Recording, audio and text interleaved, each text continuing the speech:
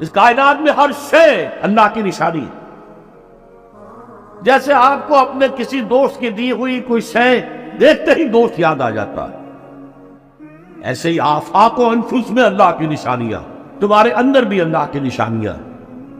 ذرا توجہ کرو، آفاق کو دیکھو، کھول آنکھ، فلک دیکھ، زمین دیکھ، فضا دیکھ۔ افلا ينظرون الى الابل كيف خلقت والى السماء كيف رفعت والى الجبال كيف نصبت والى الارض كيف سطحت فذكر انما انت مذکر۔ کیا یہ دیکھتے نہیں، غور نہیں کرتے اونٹ کو کیسے پیدا کیا گیا، کتنا اپنے ماحول کے ساتھ مناسبت رکھتا ہے، 7 دن نہ کچھ کھانے کو ملے نہ پینے کو ملے، اسے کوئی پرواہ نہیں۔ اس صحرا نقو صحرا کا جہاز، وہ دیکھتے نہیں آسمان کیسے بلند کر دیا گیا، دیکھتے نہیں پہاڑ کیسے گاڑ دیے گئے، دیکھتے نہیں زمین کیسے پھیلا دی گئی۔ اے نبی، آپ یاد دہانی کرائیے، یہ نشانیوں کی طرف متوجہ کر دیجئے۔ آپ سوائے یاد دہانی کرانے والے کے اور کچھ نہیں ہے، آپ کے آپ میں اختیار نہیں ہے کہ آپ اللہ کو منوا لیں، یہ تو تمہارے اندر سے فطرت سے ابھر کر گواہی آئے۔ یقیناً آسمان اور زمین کی تخلیق میں، رات اور دن کے الٹ پھیر میں، اس کشتی یا جہاز میں کہ جو ایسا سامان لے کر چل رہی ہوتی ہے جو لوگوں کو نفع پہنچاتی، اور وہ جو اللہ نے آسمان میں سے پانی اتارا اور اس سے زمین کو اس کی موت کے بعد زندہ کر دیا، اور زمین میں پھیلا دیے ہر طرح کے جاندار، اور یہ ہواؤں کا چلنا، اور یہ بادل جو مسخر ہے زمین و آسمان کے مابین، ان میں سے ہر ایک نشانی ہے، پہچانو۔ کیا مطلب؟ تم نے کسی مصور کی تصویر دیکھی، تعریف تصویر کی کرتے ہو یا مصور کی کرتے ہو؟ مصور کا کمال ہے، تصویر میں کیا ہے؟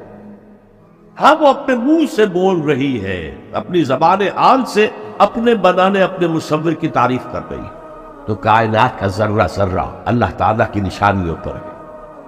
یہ جو سبز درختوں کے پتے ہیں، ایک نگاہ ہوشیار جو کہ ان کی حقیقت کو پہچان سکے، اس کے نزدیک ہر پتا معرفت کردگار کا ایک بہت بڑا دفتر ہے۔ اور آج ہمیں معلوم ہے ہر پتا ایک فیکٹری ہے، فوٹو سنتھسس کا عمل اس میں ہو رہا ہے۔ شیخ علی حجویری رحمت اللہ علیہ، جنہیں داتا گنج بخش کہا جاتا ہے، اگرچہ یہ لفظ نہیں کہنا چاہیے، انہوں نے کتاب کا نام کیا رکھا؟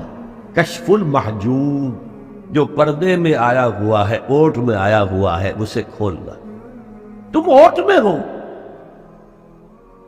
تمہارے اندر موجود ہے اللہ کی معرفت۔ البتہ اس کا ایک نتیجہ یہ نکلنا چاہیے، اب تمہارے لیے محبوب ترین ہستی اللہ ہو جائے۔ لوگوں میں وہ بھی ہے جو اللہ کے سوا کوئی مد مقابل کھڑ لیتے ہیں، پکڑ لیتے ہیں، اور ان سے وہ محبت کرنے لگتے ہیں جو اللہ سے کرنی چاہیے۔ اپنے نفس کو معبود بنایا ہوا ہے، دولت کو معبود بنایا ہوا ہے، دولت پرست، سرپرست، نفس پرست، وطن کو معبود بنا لیا ہے، وطن پرست، قوم کو معبود بنا لیا ہے، قوم پرست، بہت چھلانگ لگائی تو انسان پرست یا انسان دوست، ہیومنزم، اور اس کو پوج رہے ہیں، اس کے لیے بھاگ دوڑ کر رہے ہیں۔ وَمِنَ النَّاسِ مَن يَتَّخِذُ مِن دُونِ اللَّهِ أَندَادًا يُحِبُّونَهُمْ كَحُبِّ اللَّهِ وَالَّذِينَ آمَنُوا أَشَدُّ حُبًّا لِلَّهِ۔ جو اللہ کو مان لیتے ہیں اور پہچان لیتے ہیں، ان کی شدید ترین محبت اللہ کے ساتھ ہے۔ عقل نے فیصلہ کیا یہاں کوئی شے بے مقصد نہیں، نتیجہ خیز۔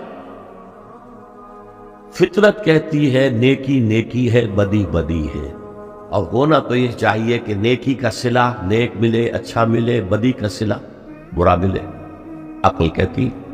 لیکن دنیا میں ہم دیکھتے ہیں کہ نیکوکار حلال کھانے والے بمشکل سوکھی روٹی کھا سکتے، استثناءات ہیں، لیکن عام معاملہ تو یہی۔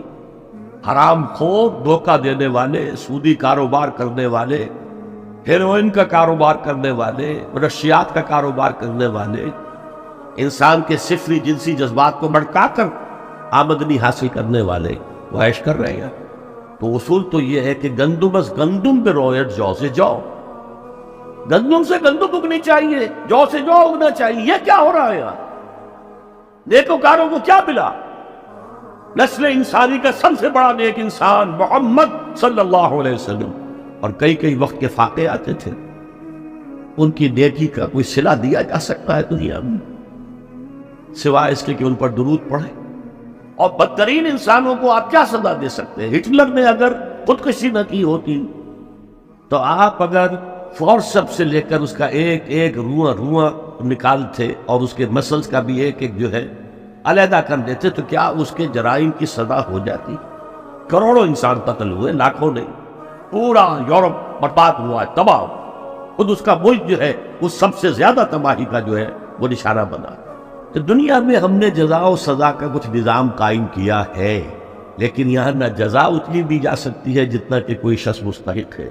اس نے پوری زندگی اسی میں لگائی کہ خیر کا پرچار کیا اور بدی سے روکا تھا.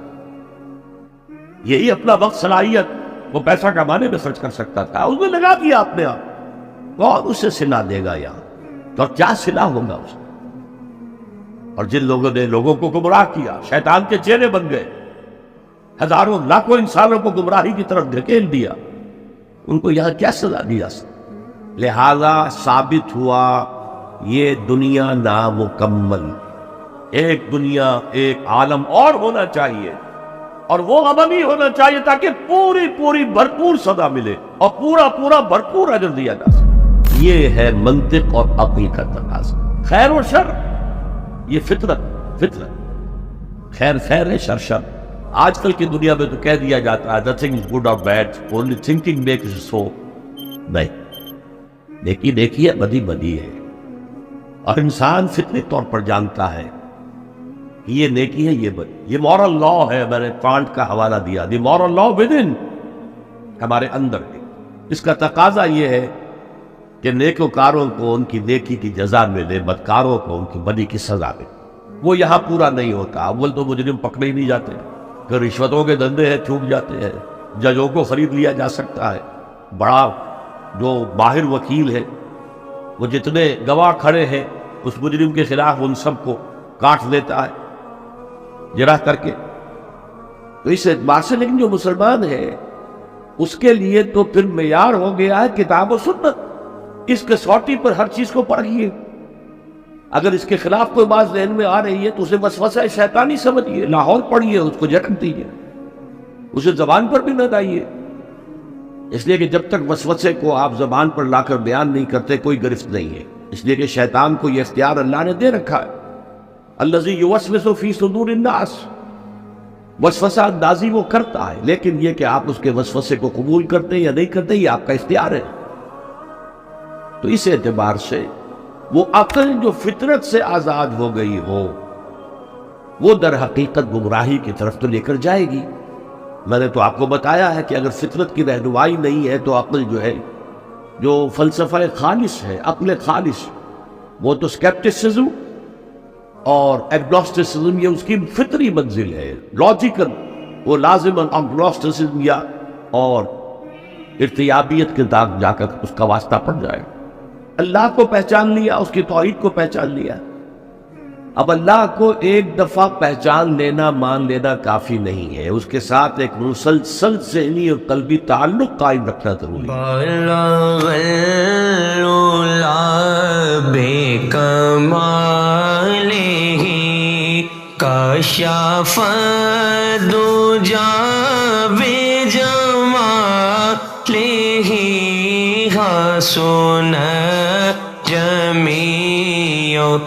خصاله صلوا عليه وآله صلوا عليه وآله جسے چاہا دے پہ بلا لیا جسے چاہا